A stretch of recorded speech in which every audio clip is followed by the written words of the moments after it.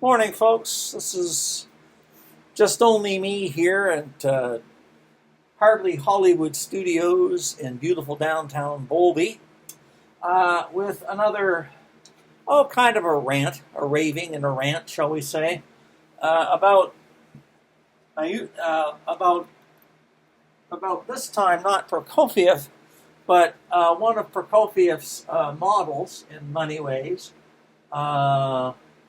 Ludwig von Beethoven.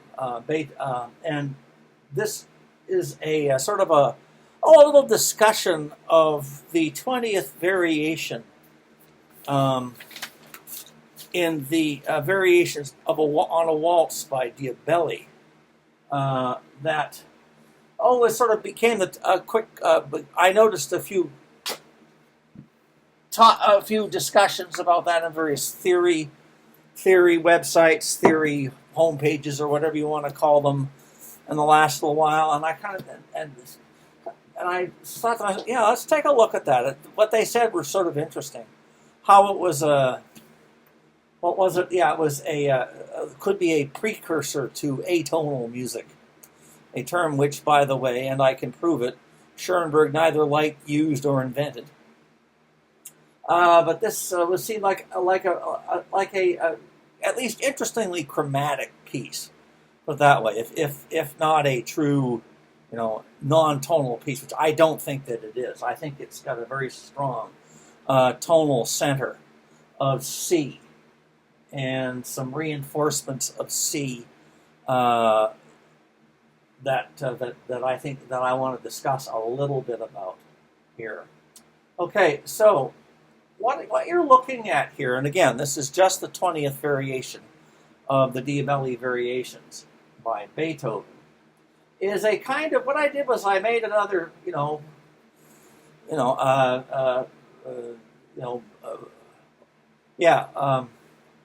bonehead level little map of this piece.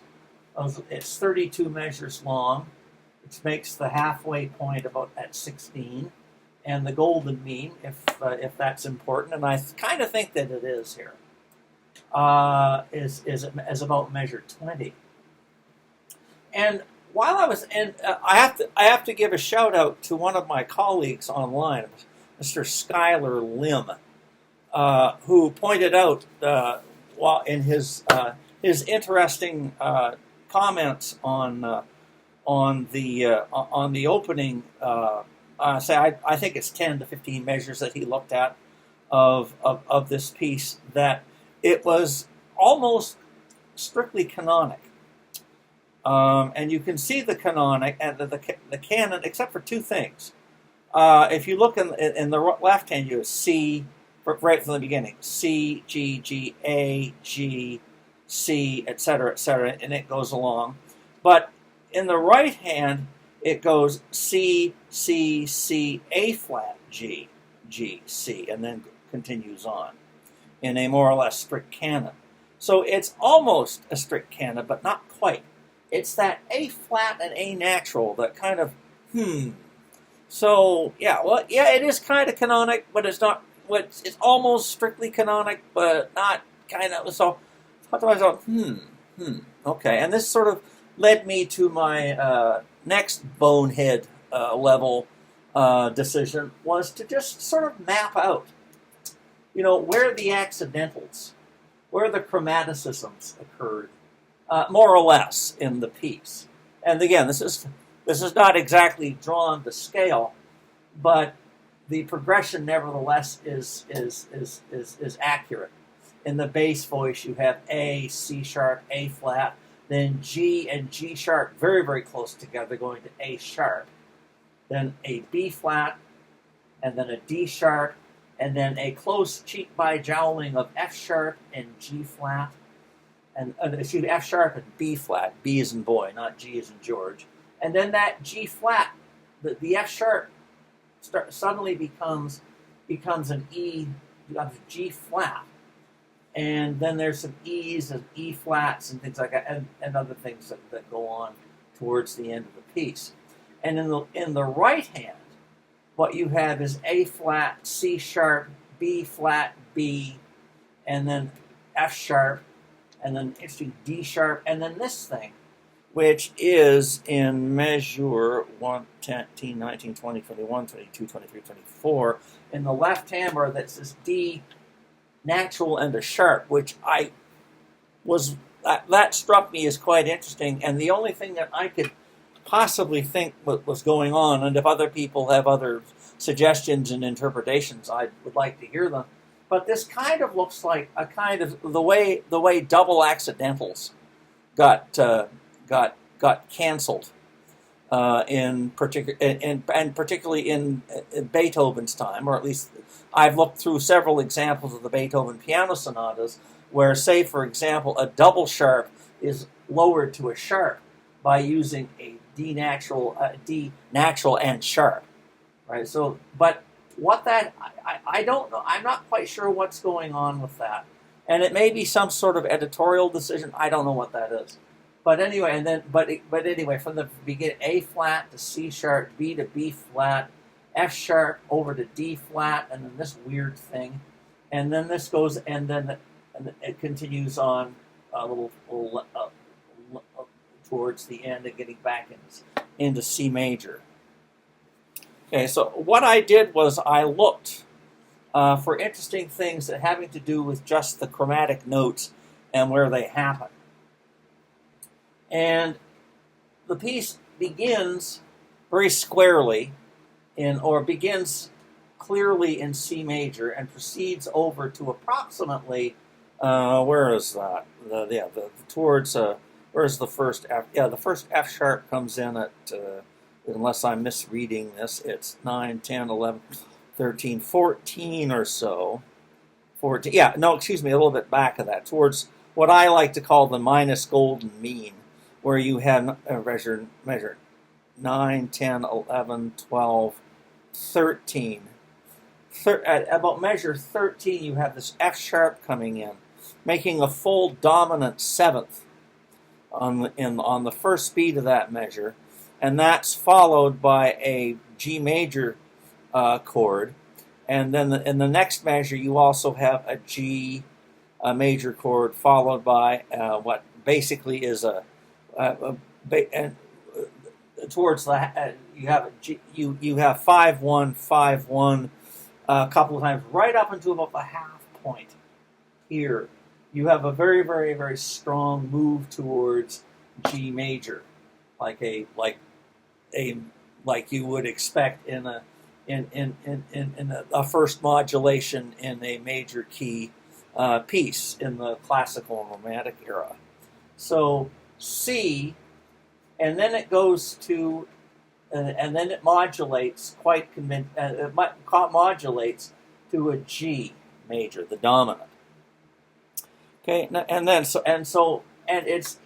I said before, and thanks again to Mr. Lim, Skylar Lim, who sort of turned me on to these inexact canons at the beginning.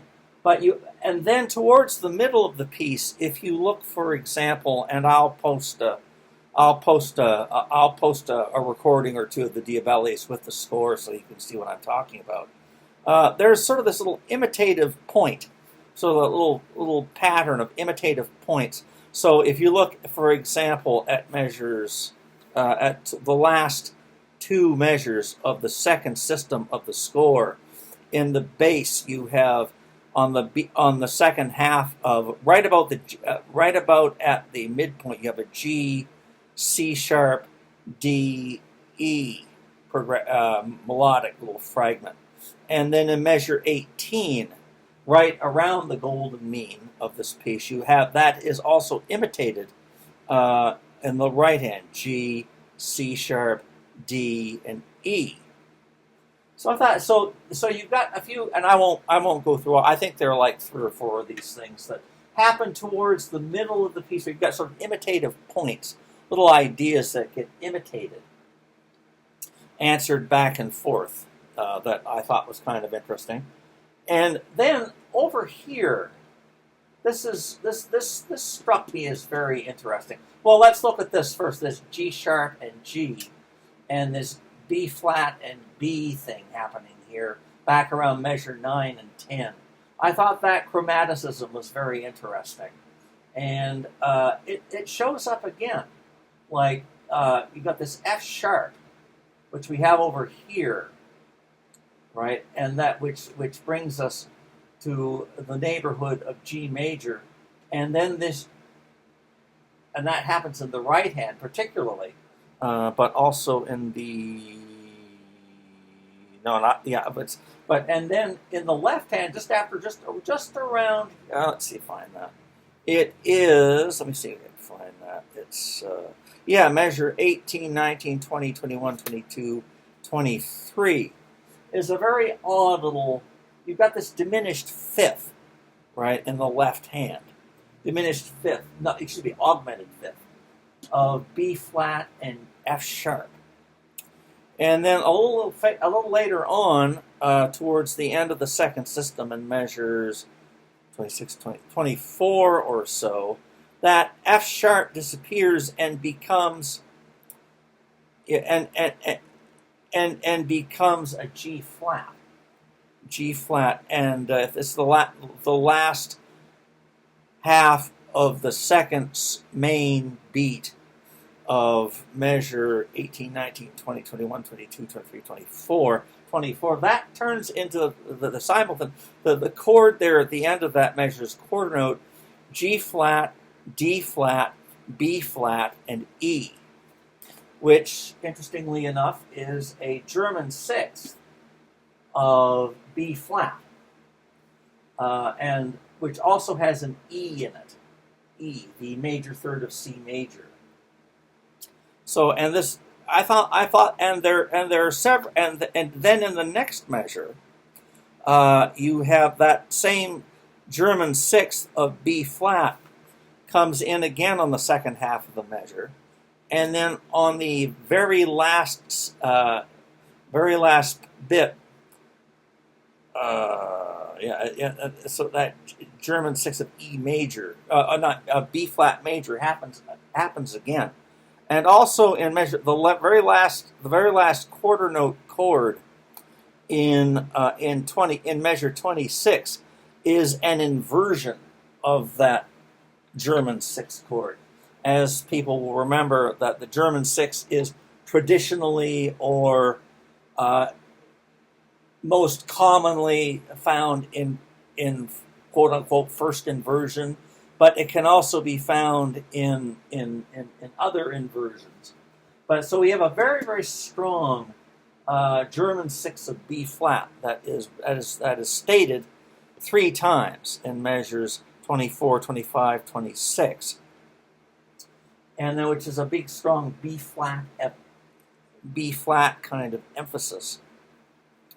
And then a little later on, that we also have in measure, let's see if we can find it. Yeah, in 26, 27, 28, we have a 5, 7 of 6 going to a 7 fully diminished 7 of C. The very last quarter note chord on measure 26, 27, 28 is a fully diminished 7th in first inversion of C. Right, so we're headed back towards C. And then towards the end of the piece, there's an extended pedal point. There's an extended pedal point in the bass that emphasizes, that brings home the tonality of C major again, or C, the C tonic at least, C tonic, right? And then over that you get A flats and A naturals and the occasional you get G sharp and G natural, and which gets us back finally to C major. And I find this really quite fascinating, that even though some of this stuff, and when you hear the piece, it really does sound quite in a way, in a quite singular sound, shall we say, and quite quite ambiguous in certain ways, of of regarding like particularly chord progressions. Chord progressions aren't treated as well as familiarly, shall we say, as we find in other pieces by Mozart and other people at this time. But nevertheless, it seems that there is a sort of an implied, at least, and background, a progression of 5, 1, 4, and then back to 1, 5 rather, and then floating along here, and then back to C, and which I found rather interesting. I do not, for 1 minute, claim to be the first person in the world to notice this. This is just probably other people have, and I expect they have. Mind you, the standard rep is not necessarily nearly as picked over as some scholars might like to think it is, or insist that it is. I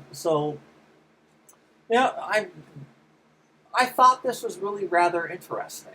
How, this thing does on a surface level, in a sense, sound quite weird and quite uncharacteristic of what was going on generally in the 19th, 18th, and 19th centuries at Beethoven's time. But nevertheless, it's implied. There is a definite tonal center implied. And the only other piece I could think of that reminded me of this, it sort of put me in mind of the first movement of the late A major piano sonata of Beethoven, Opus 101.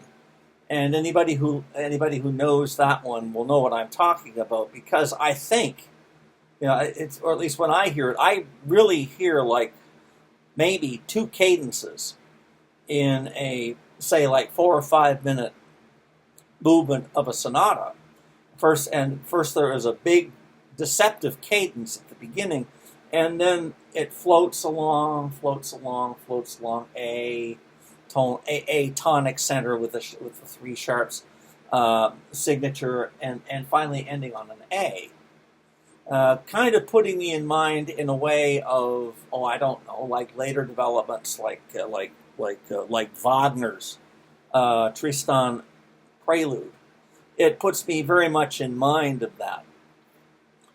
And so it's this sort of floating, hovering tonality that never really suggests itself until the end of the piece, which I thought was really rather interesting. And so those 2 things, the Diabelli was written between 1819 and 1823, and the Opus 101 was written in 1816. So these two quite tonally vague, put it that way, tonally wandering pieces were written kind of within the same time, around the same time, like within 10 years of one another. These pieces were done, which I think is kind of interesting.